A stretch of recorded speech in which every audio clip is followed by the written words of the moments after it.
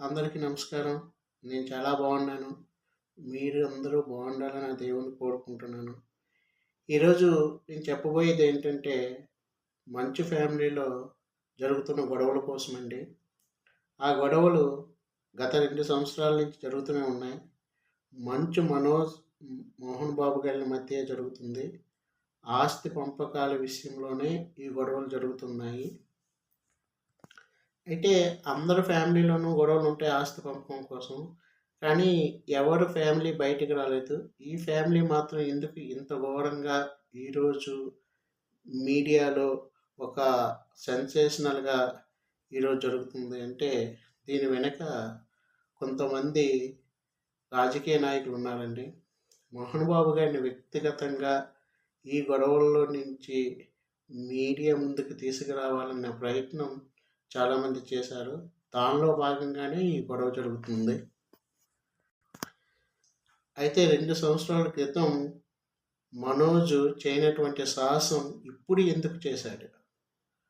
మన ఆంధ్రప్రదేశ్‌లో ప్రభుత్వం మారిందండి. ఇప్పుడు మనోజ్‌కి ప్రభుత్వంలో కొంతమంది నాయకులు సపోర్ట్‌గా ఉన్నారు. దాంతో నువ్వు ఇంటికి వెళ్ళి దౌర్జన్యంగా మీ నాన్నగారితో గొడవ పడు, మీ వెనుక మేమున్నామని చెప్పడం జరిగింది.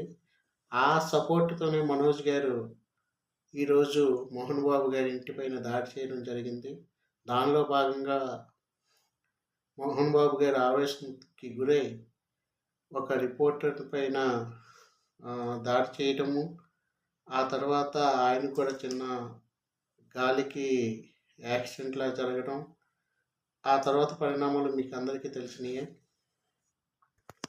అసలు మోహన్ బాబు గారు మనోజ్‌కి ఎందుకు ఆస్తి ఇవ్వనంటున్నారంటే, మనోజ్ ఈ మధ్యన చాలా జులాయిగా పని పాటు లేకుండా, అదొక బాధ్యతారహితమైనటువంటి జీవితం లేకుండా తండ్రి సంపాదించిన ఆస్తులతో జల్సా చేయాలనుకుంటున్నారని మోహన్ బాబు గారు ఆవేదన చెంది, ఇప్పుడు ఈ ఆస్తిని ఇస్తే ముందే నా కొడుకు పోతారనే ఉద్దేశంతో ఆయన ఇవ్వట్లేదని నా మీడియాలో చెప్పడం జరిగింది.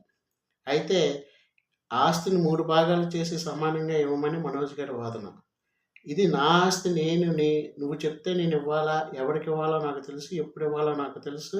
ఇది నా కష్టార్జితం, మీ తాతయ్య గారు సంపాదించింది కాదు.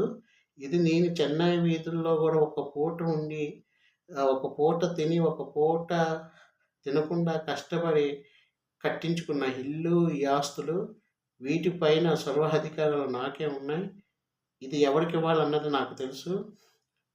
నీకైతే మాత్రం నేను ఇవ్వనని చెప్పి మోహన్ బాబు గారు చెప్పడంతో మనోజ్ గారికి ఇంకా ఆవేశానికి లోనయ్యి తండ్రి పైన ఎలాగైనా సరే ఆ ఆస్తిని తీసుకోవాలని 2 సంవత్సరాల నుంచి గొడవ పడుతున్న సంగతి మనకందరికీ తెలిసిందే. అయితే ఇప్పుడు మనోజ్ గారికి పోలీసుల వెర్షన్ ప్రకారమే నేను చెప్తున్నానండి. పోలీసులు మనోజ్ నువ్వు ఇంట్లోకి వెళ్ళు అని చెప్పడంతో మనోజ్ ఈరోజు గేట్లు బద్దలు కొట్టుకుని ఇంట్లోకి వెళ్ళడం, ఆ తర్వాత మోహన్ బాబు గారు అడిగిన వెంటనే పోలీసులు ఇచ్చిన సమాధానం, ఇది మా పై అధికారుల నుంచి వస్తున్న ఆర్డర్ అండి. మా పై అధికారులకు పొలిటికల్ లీడర్స్ నుంచి వస్తున్న ఆర్డరు. అందుకే మనోజ్ గారిని మీ ఇంట్లోనికి తీసుకోవాలండి, పంపించాలి, ఇంట్లోనికి వెళ్ళమని మేము చెప్తున్నామంటే, నా ఇంట్లోనికి ఎవరు రావాలన్నది నా ఇష్టం, మీరేంటని చెప్పి ఈరోజు అక్కడ ఘర్షణ వాతావరణం అయితే నెలకొంది. ఇంతేనండి. ఈ గొడవ అన్నది పెద్దగా ఏమి జరగదు. టీ కప్‌లో తుఫాన్ అంటారు కదా! అలాగే తగ్గిపోతుంది. కాకపోతే కొంతమందికి సునకానందం అంటారు కదా! దానికి అనుభవించుకోవడం కోసం ఇది జరుగుతుంది. దీంట్లో పెద్ద ఏమీ జరిగిపోదు మోహన్ బాబు గారికి. ఇవన్నీ నార్మల్ స్టేజ్‌కొచ్చేస్తాయి. కాకపోతే వాళ్ళ పైశాచిక ఆనందం కోసమే ఈ గొడవలు రేపుతున్నారు.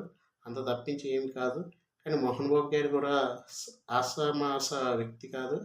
తరువాత పరిణామాలు చాలా తీవ్రంగా ఉంటాయి. వీటిపైన మోహన్ బాబు గారు ఎట్టి పరిస్థితుల్లో వదలరు. అయితే ఇక్కడ ఫ్యామిలీ నష్టపోద్దనే ఒకే ఒక కారణంతోనే మోహన్ బాబు గారు వెనక నుంచి వేస్తున్నారని ఆయన చెప్పడం జరిగిందండి. ఓకే.